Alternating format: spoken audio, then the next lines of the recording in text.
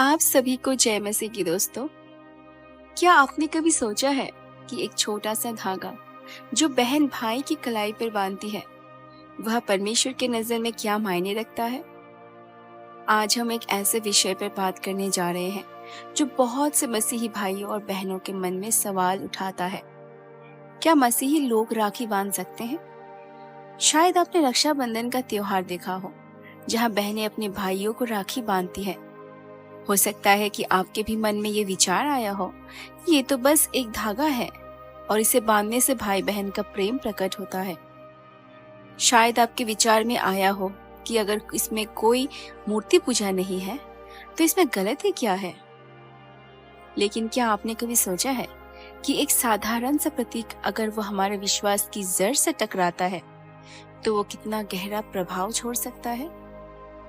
क्या ये संभव है कि ये परंपरा जो बाहर से प्रेम का प्रतीक लगती है, भीतर से हमारे आत्मिक जीवन को दिशा बदलने पर विवश कर सकती है? आज के इस वीडियो में हम इस सवाल का जवाब बाइबल के प्रकाश में गहराई से तलाशेंगे, ताकि आप स्पष्ट रूप से समझ सकें कि परमेश्वर का वचन इस बारे में क्या कहता है।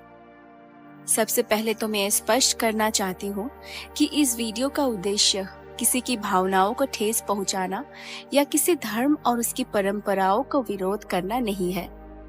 यह जानकारी विशेष रूप से मसीही लोगों के लिए है और इसमें बताई गई बातें केवल मसीही विश्वास के दृष्टिकोण से हैं। हमारा लक्ष्य है परमेश्वर के वचन की रोशनी में सत्य को समझना और उसे अपने जीवन में लागू करना। तो आइए इस विषय को गहराई से समझते हैं। रक्षाबंधन एक प्राचीन भारतीय परंपरा है जिसमें एक बहन अपने भाई की कलाई पर राखी यानी एक रंग बिरंगा धागा बांधती है और उससे अपनी रक्षा का वादा मांगती है। बदले में भाई अपनी बहन की रक्षा करने का वचन भी देता है और उसे उपहार देता है।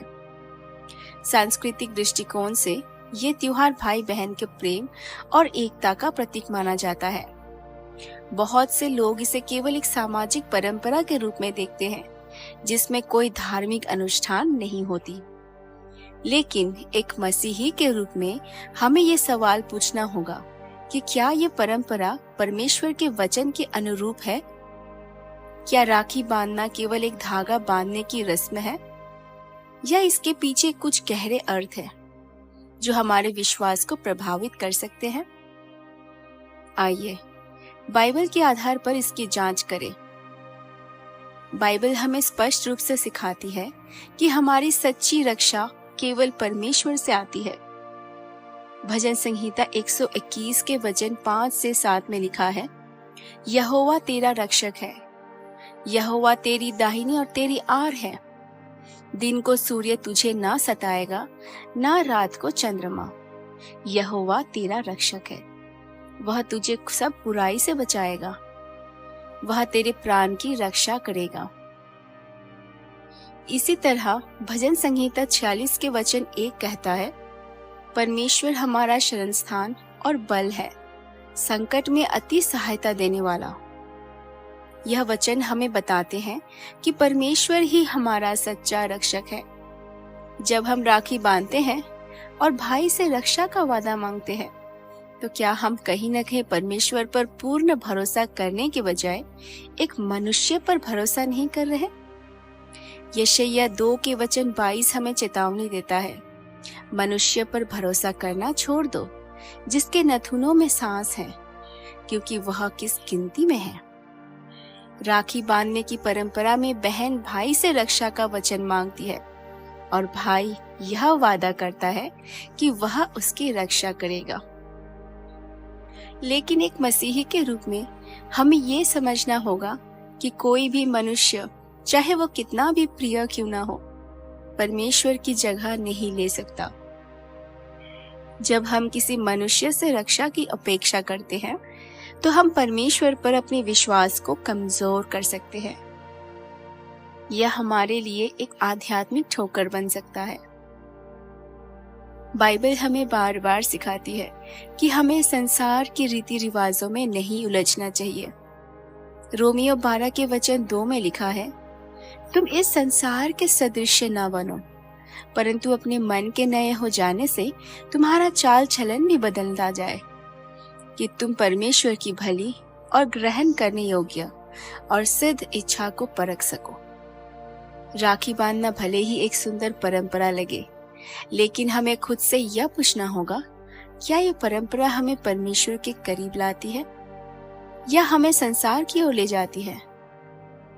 दूसरी कुरिन्थियों 6 के वचन 14 से 16 में पौलुस हमें चेतावनी देती है, अविश्वासियों के साथ असमान जुए में ना जुटो, क्योंकि धार्मिकता और अधर्म का ये मेल जोल, या ज्योति और अंधकार की क्या संगति, और मूर्तियों के साथ परमेश्वर के मंदिर का क्या संबंध। भले ही राखी बांधना अपने आप में मूर्ति पूजा ना हो, लेकिन यह एक ऐसी परंपरा है जो हमें परमेश्वर पर पूर्ण भरोसा करने से हटा सकती है। जब हम किसी धागे को रक्षा का प्रतीक मानते हैं, तो हम कहीं न कहीं परमेश्वर की सर्वशक्तिमान रक्षा को कम महत्व दे सकते हैं। यह हमारे विश्वास के लिए खतरा भी बन सकता है। कुछ मसीही भाई बहन कह सकते हैं कि ये तो बस एक धागा है, इसमें क्या ही गलत है, हम तो सिर्फ प्रेम और एकता दिखा रहे हैं। लेकिन प्रिय भाइयों और बहनों, हमें ये समझना होगा कि बाइबल में प्रतीकों का बहुत महत्व है। परमेश्वर का वचन हमें सिखाता है कि हमें किसी भी प्रतीक या परंपरा को अपनाने से पहले ये परखना चाहिए कि क्या वो परमेश्वर की महिमा करता है।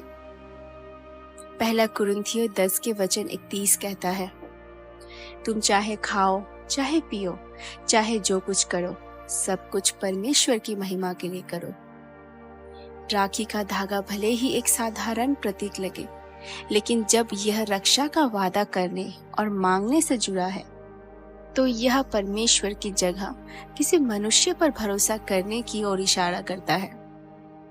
यह हमारे विश्वास को कमजोर कर सकता है। याकूब 4 के 4 हमें चेतावनी देता है, हे व्यभिचारिणियों, क्या तुम नहीं जानते कि संसार से मित्रता करना परमेश्वर से बैर करना है? इसीलिए जो कोई संसार का मित्र होना चाहे, वह परमेश्वर का बैरी ठहरता है। अब आपके मन में एक ख्याल जरूर आ रहा होगा कि क्या एक भाई अपनी बहन की रक्षा नहीं कर सकता? क्या ये उसका कर्तव्य नहीं है? बिल्कुल, एक भाई का अपनी बहन की रक्षा करना उसका नैतिक और सामाजिक कर्तव्य है। लेकिन इसके लिए राखी जैसी परंपरा का पालन करने की क्या जरूरत है? एक मसीह भाई अपनी बहन की देखभाल और रक्षा बिना किसी सांसारिक रीति रिवाज के भी कर सकता है। बाइबल हमें सिखाती है कि प्रेम और जिम्मेदारी को व्यक्त करने के लिए हमें किसी प्रतीक या परंपरा की आवश्यकता नहीं है। पहला यूहन्ना 3 के वचन 18 कहता है, हे बालकों, हम वचन या जीव से नहीं, परंतु काम और सच्चाई से प्रेम करें। हमारा प्रेम और हमारी जिम्मेदारी परमेश्वर के प्रति हमारे विश्वास और आज्ञाकारिता में दिखनी चाहिए, ना कि सांसारिक परंपराओं में। प्रिय भाइयों और बहनों, शैतान हमें छोटी छोटी बातों के जरिए परमेश्वर से दूर ले जाने की कोशिश करता है। राखी जैसी परंपराएं भले ही मासूम और सुंदर लगे, लेकिन अगर वे हमें परमेश्वर पर पूर्ण भरोसा करने से रोकती है, तो वे हमारे लिए आध्यात्मिक खतरा बन सकती है। इफिसियों 6 के वचन 11 हमें सलाह देती है, परमेश्वर का सारा हथियार बांध लो कि तुम शैतान की युक्तियों के सामने खड़े हो सको। शैतान की युक्तियां हमें संसारिक रीति रिवाजों में उलझाकर परमेश्वर से दूर ले जा सकती है। हमें सावधान रहना होगा कि हम ऐसी परंपराओं में ना फंसे जो परमेश्वर के वचन के खिलाफ हो। पहला पत्रस 5 के वचन 8 कहता है, सचेत रहो, जागते रहो, क्योंकि तुम्हारा शत्रु शैतान गरजने वाले सिंह के समान इस खोज में रहता है कि किसको फाड़ खाए। प्रिय मसीही भाइयों और बहनों, यीशु मसीह ने हमें सत्य का रास्ता दिखाया है। यूहन्ना 8 के वचन 32 में वे कहते हैं, तुम सत्य को जानोगे और सत्य तुम्हें स्वतंत्र करेगा। यीशु मसीह ही वह सत्य है जो हमें हर सांसारिक बंधन से मुक्त करते हैं। मसीही जीवन में हमें किसी भी रीति रिवाज या परंपरा में बंधे रहने की आवश्यकता नहीं। हमारी स्वतंत्रता यीशु मसीह में है और हमारा विश्वास केवल उसी पर होना चाहिए। गलतियों 5 के वचन 1 कहता है, मसीह ने हमें स्वतंत्र करने के लिए स्वतंत्र किया, सो इस स्वतंत्रता में स्थिर रहो और दासत्व के जुए में फिर से ना जूतो। अगर आपने अतीत में राखी बांधी है या ऐसी परंपराओं में हिस्सा लिया है तो निराश ना हो। हमारा परमेश्वर दयालु और क्षमाशील है। पहला यूहन्ना 1 के वचन 9 हमें आश्वासन देता है, यदि हम अपने पापों को मान लें तो वो विश्वास योग्य और धर्मी है कि हमारे पापों को क्षमा करे और हमें सब अधर्म से शुद्ध करे। परमेश्वर से अपने पापों की क्षमा मांगे और प्रार्थना करें कि वह आपको अपनी इच्छा के अनुसार जीने की शक्ति दे। वह आपको हर सांसारिक बंधन से मुक्त करेगा और अपने अनुग्रह से आपको नया जीवन देगा। प्रिय मसीह भाई और बहनों, हम इस संसार में हैं, लेकिन इस संसार के नहीं है। यूहन्ना 17 के वचन 14 से 16 में यीशु ने हमारे लिए प्रार्थना की, मैंने उन्हें तेरा वचन दिया है और संसार ने उन्हें बैरी जाना, क्योंकि जैसा मैं संसार का नहीं वैसे ही तू इस संसार के नहीं। मैं ये नहीं चाहता कि तू उन्हें संसार से उठा ले, परंतु यह कि तू उन्हें उस दुष्ट से बचाए रख। जैसा मैं संसार का नहीं वैसे ही वे भी संसार के नहीं है। हमारा असली घर परमेश्वर का राज्य है और हमें उसी के लिए जीना है। राखी बांधना अपने आप में कोई पाप नहीं है, अगर इसे केवल प्रेम और एकता के प्रतीक के रूप में देखा जाए। लेकिन हमें सावधान रहना होगा कि यह परंपरा हमारे विश्वास को कमजोर ना करे। हमें संसार के रीति रिवाजों में नहीं उलझना चाहिए, बल्कि यीशु मसीह के समान बनना चाहिए। मैं आपसे यही कहना चाहती हूँ कि संसार के सदृश्य ना बने, बल्कि यीशु के सदृश्य बने, क्योंकि हमें अनंत काल तक उसी के साथ ही रहना है। इफिसियों 5 के वचन 1 और 2 हमें प्रेरित करती है, इसलिए परमेश्वर की संतान होने के नाते उसके समान बनो और मसीह के समान प्रेम में चलो, जिसने हमसे प्रेम किया और हमारे लिए अपने आप को परमेश्वर के लिए बलिदान कर दिया।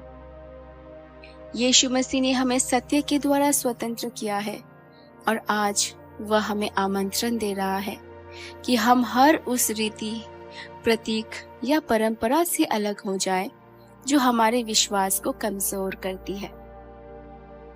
हमारी पहचान किसी धागे में नहीं, परमेश्वर की संतान होने में है। हमारी रक्षा किसी मनुष्य से नहीं, स्वर्गीय पिता से होती है। याद रखिए कि आप अकेले नहीं हैं। परमेश्वर आपके साथ है और उसकी योजना आपके लिए उत्तम है। यदि आपने अपने बीते काल में कुछ परंपराएं निभाई भी हो तो डरिए नहीं, क्योंकि हमारा परमेश्वर क्षमाशील है और वह नया आरंभ देने वाला परमेश्वर है। अब समय है उठने का, जागने का और परमेश्वर की ओर लौटने का। हम दिल से आपका धन्यवाद करते हैं कि आपने इस जानकारी को, इस वचन को खुले हृदय से सुना और ग्रहण किया। परमेश्वर आपको सत्य में चलने के लिए बुद्धि, सामर्थ और अनुग्रह दे। आमीन। दोस्तों, आज की वचन आपको अगर आशीष मिली हो तो कमेंट में आमीन जरूर लिखें, और अगर कोई प्रार्थना का विषय या फिर प्रेयर रिक्वेस्ट हो तो कमेंट्स में जरूर मेंशन कीजिएगा और हम आप सभी के लिए दुआ करेंगे। परमेश्वर आपको बहुत आयत से आशीष दे।